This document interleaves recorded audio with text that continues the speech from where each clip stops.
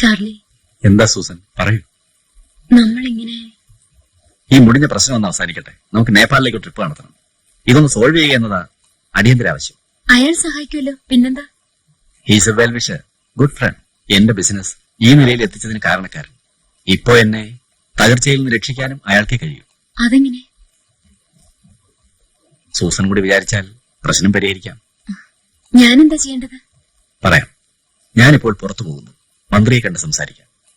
മന്ത്രി സമ്മതിക്കില്ല. ഞാൻ കണ്ട് 2 മണിക്കൂർ കഴിഞ്ഞ് വിദ്യാധര സാർ മന്ത്രിയെ കാണുന്നു. ആ 2 മണിക്കൂർ വളരെ നിർണായകമാണ്. നിർണയിക്കുന്നത് നീയുമാണ്. ഈസ്റ്റേൺ ഫൈനാൻസിന്റെ ഭാവി തൂങ്ങുന്ന ത്രാസാണ് അയാൾ. അതറിഞ്ഞ് നാം ഇപ്പോൾ പെരുമാറണം. സൂസൻ, ഇത് നമ്മൾ 3 പേരുടെ ഇടയിലുള്ള ഒരു അണ്ടർസ്റ്റാൻഡിംഗ് ആയിട്ട് കരുതിയാൽ മതി. ഇപ്പൊ മനസ്സിലായി. നീ വിചാരിക്കുന്ന പോലൊന്നും ഇല്ലതിൽ. It's a matter of 2 hours. ചാർലിയെ മനസ്സിലായി. ചാർലിയെ ഇനി നീ കൂടുതൽ മനസ്സിലാക്കും. വേണ്ടി വരില്ല. ഞാൻ പോന്നു. എവിടെ പോവാൻ? മാറി നിൽക്കൂ. നിന്റെ കുഞ്ഞു വന്നെങ്കിലേ തിരികെ പോകൂ. അവൻ തിരിച്ചു വരണമെങ്കിൽ ഒരല്പനേരം നീ ചാർലി അനുസരിക്കും. അല്ലെങ്കിൽ അവൻ തിരിച്ചു വരില്ല. പറഞ്ഞു മനസ്സിലായല്ലോ? തകർച്ചയുടെ വക്കിലാണ് ഞാൻ. എന്റെ ബിസിനസ് രക്ഷിക്കാൻ എന്തും ഞാൻ ചെയ്യും. ശരിക്കുള്ള ചാർലി നീ കണ്ടിട്ടില്ല. നിന്റെ മോനെ ഉണ്ടല്ലോ, കോഴിക്കുഞ്ഞിനെ കൊല്ലുന്നത് പോലെ കഴുത്ത് ഞരിച്ച് ഞാൻ കൊല്ലും. പറയുന്നത് കേട്ടോ?